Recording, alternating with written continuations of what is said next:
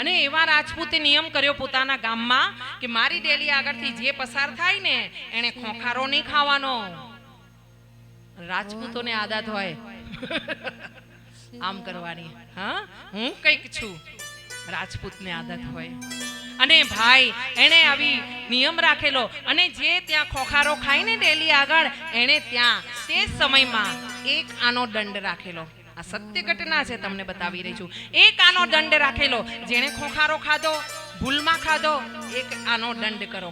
અને એ આનો સોનાની મુદ્રા આવતી ત્યારે.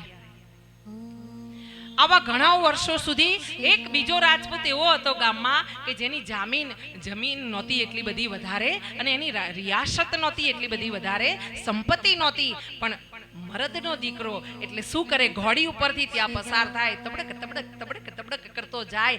જ્યાં ડેલી આવે ને ત્યાં રાસ ખેંચે ઘોડીની, ઉભો